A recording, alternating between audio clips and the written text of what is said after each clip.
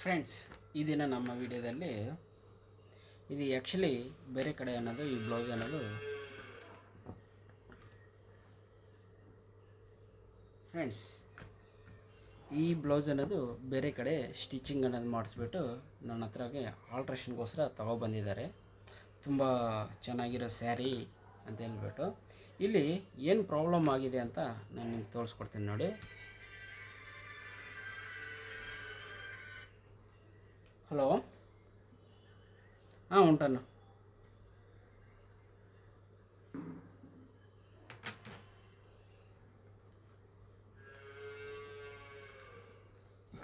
ಇದರಲ್ಲಿ ಪ್ರಾಬ್ಲಮ್ ಏನಾಗಿದೆ ಅಂದರೆ ನೋಡಿ, ಇಲ್ಲಿ ಈ ಕಸ್ಟಮರ್ಗೆ ಹ್ಯಾಂಡ್ಗೆ ಬಫ್ ಅನ್ನೋದು ಮಡಗಿದ್ದಾರೆ ಇಲ್ಲಿ.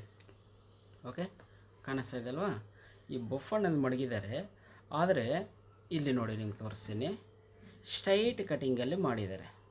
ಓಕೆ, ಸ್ಟ್ರೈಟ್ ಕಟಿಂಗ್ ಅಂದರೆ ಇದಕ್ಕೆ ಆ್ಯಕ್ಚುಲಿ ನೋಡಿ, ಇಲ್ಲಿ ಎಷ್ಟು ಡೆಪ್ತ್ ಇದೆ. ಇವಾಗ ನಮಗೆ ಆ್ಯಕ್ಚುಲಿ 7 ಇಂಚ್ ಇದೆ. 3 ಇಂಚ್ ನಾವು ಪ್ಲಸ್ ಮಾಡಿಕೊಂಡ್ರೆ ಇಲ್ಲಿ ಎಷ್ಟು ಇಂಚ್ ಆಗಬೇಕು? ಓಕೆ, 10 ಇಂಚಿ, ಇಲ್ಲಾಂದರೆ 10.5 11 ಗಂಟೆ ಬರಬೇಕು. ಈಗ ಅರ್ಥ ಆಯ್ತಲ್ವ? ಇಲ್ಲಿ 9 ಇಂಚ್ ಮಡಗಿದ್ದಾರೆ, ಇಲ್ಲಿ ಆರ್ಮಲ್ 7 2 ಇಂಚ್ ಕ್ರಾಸಲ್ಲಿ ಈ ಡಿಸೈನ್ ಅನ್ನೋದು ರೆಡಿ ಮಾಡಿದ್ದಾರೆ. ಆ ಕಾರಣದಿಂದ ಕಸ್ಟಮರ್ಗೆ ಬಂದಿದ್ದಾನೆ ಈ ಬಫ್ ಅನ್ನೋದು ನೀಟಾಗಿ ಕೂತ್ಕೊತಾ ಇಲ್ಲ.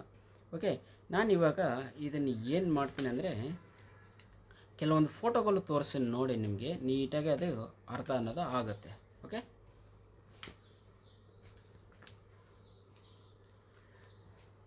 ಈಗ ಕಸ್ಟಮರ್ ಹಾಕ್ಕೊಂಡಾದ್ಮೇಲೆ ಇದು ಹೇಗಿದೆ ಅಂತ ಹೇಳ್ಬಿಟ್ಟು ನಾನು ಕೆಲವೊಂದು ಫೋಟೋಗಳು ತೋರಿಸಿ ನೋಡಿ ನಿಮಗೆ. ಈಗ ನಾನು ಇದನ್ನು ಏನು ಮಾಡ್ತೀನಿ ಅಂದರೆ, ಈಗ ನೋಡಿ, ಇಲ್ಲಿ ಸ್ಲೀವ್ ಅಟ್ಯಾಚಿಂಗು ಇದು ಬಂದಿದೆ, ನಮ್ಮ ಬಾಟಮಲ್ಲಿ ಅಟ್ಯಾಚಿಂಗ್ ಮಾಡಿದರೆ. ಇವಾಗ ನಾನು ಇದನ್ನು ಬಿಚ್ಚಿಬಿಟ್ಟು ನಮಗೆ ಯಾವ ಥರ ರೆಡಿ ಮಾಡಬೇಕನ್ನೋದು ನಾನು ನಿಮಗೆ ಸ್ಟೆಪ್ ಬೈ ಸ್ಟೆಪ್ಪು ತೋರಿಸ್ಕೊಡ್ತೀನಿ. ಈ ವಿಡಿಯೋ ಅನ್ನೋದು ಕಂಟಿನ್ಯೂ ಅಂತ ನೋಡಿ. ಹಾಗೆ ಈ ವಿಡಿಯೋ ಇಷ್ಟ ಆಗಿದ್ದಲ್ಲಿ ಒಂದು ಲೈಕ್ ಅನ್ನೋದು ಮಾಡ್ಕೊರಿ, ಮರಿಬೇಡಿ.